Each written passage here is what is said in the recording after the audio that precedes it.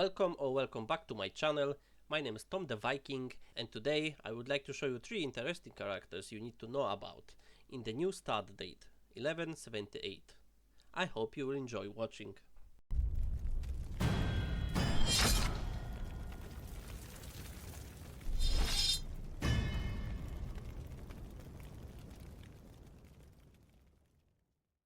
For the first ruler, we are going to go to Mongolian part of the world, to county called Orgoo.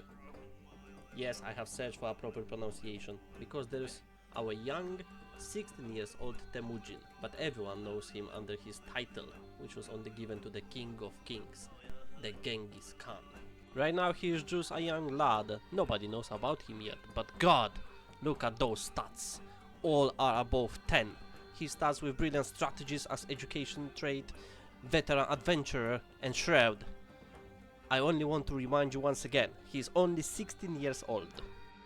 His father, Yasuge, was killed 7 years ago, and he was a Khan of United Mongolia. But after his death in 1171, Mongolia became a mess of warring tribes.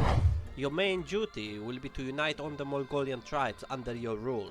If you will be powerful enough, they will follow you. Make sure to use your best men-at-arms, the horse archers. I guess we all agree here that these are the best men-at-arms which you can use in the steppes.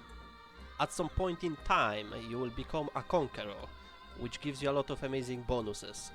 The +5 monthly gold and -75% of men-at-arms maintenance is the best combination you could have ever asked. Additionally, your legitimacy will grow +5 every month, and you will have no cost to start a war.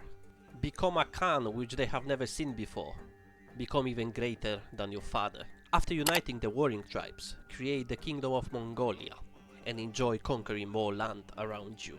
As Temujin, I wouldn't advise becoming an adventurer. From my point of view, he's too great of a ruler for that, but it is just my humble opinion. You can do whatever you like. Just remember, you can't create the Kingdom of Mongolia if you want to become an adventurer. You need maximum to be as a duke, otherwise you will need to destroy the kingdom title. For the second character, we are going to start in the Kingdom of England as Henry II, so-called the Young. But we are not going to play as him. He is also an interesting character to play as, but I got a better hidden gem for you. At the start of the game, William starts as a landless character, and he is at the court of Henry. To play as him, first you need to give him some land, and then switch characters. That means you cannot play in Iron mode, but believe me, it's an honor to play as William Marshal, and I am about to tell you why. Historically, he is the knight who saved England. His influence on the English court was remarkable. Every British historian will tell you that William was the best knight who ever lived. Paradox have even honored William's life by naming an achievement after him. It's known that on his deathbed, William recalled killing 500 knights during his tournament's career. It is also nice to mention that on the deathbed of the young Henry, William was asked by him to secretly join the Knights Templar, which he agreed to do, as he was a very honorable man. When his king asked him to do something, he always listened and fulfilled any vows or promises he made. Now, as an independent ruler, your main duty will be to conquer the county of Penfro, as the Pembroke Castle was William's home throughout his whole adult life. Make it William's home again. But before you start conquering any land, make sure to secure a nice alliance. For example, with Kingdom of Poland, which will give you additional 12,000 of troops. Because you have secured quite a good alliance, you don't really have to go with the martial lifestyle focus. To be honest, because William was a very influential man in the medieval era, I would switch the focus to the foreign affairs and go for the diplomat trait, as this will make William's influence on others even more accurate to who he was in the real life. Don't forget about your brother John, who maybe is not the best fighter in the world, but because he is your current heir, it would be nice to secure a nice marriage for him too. This will give you additional alliance and strengthen your dynasty.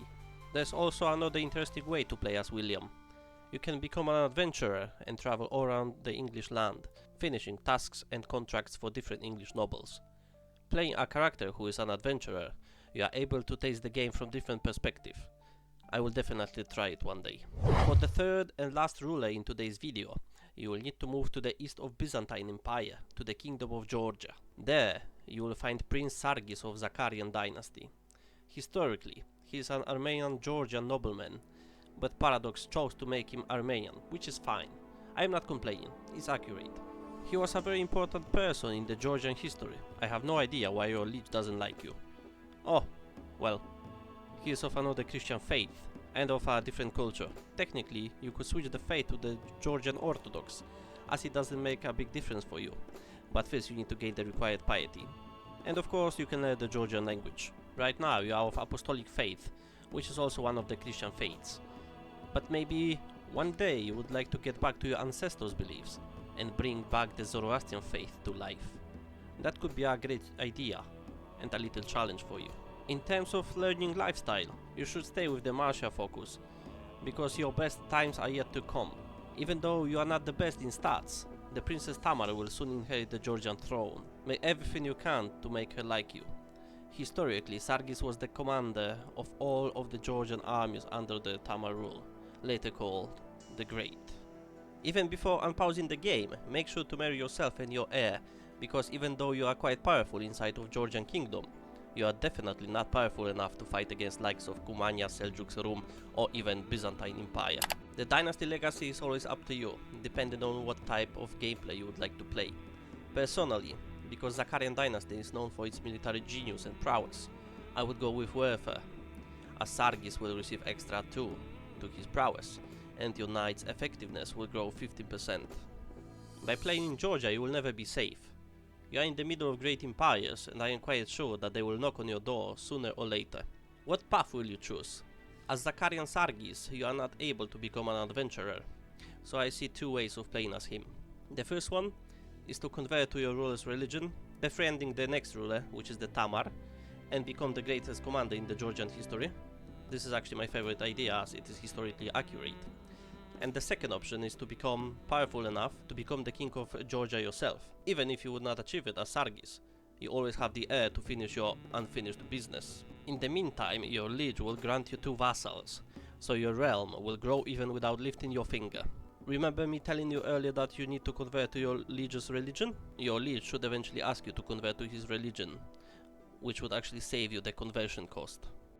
The world of CK3 is quite big. There are so many interesting characters to play. While watching this video, I hope you have learned a bit of the history and the background of each of them. If you have enjoyed this video, please leave a like, a comment and subscribe to my channel, and I will see you in the next video. Skål!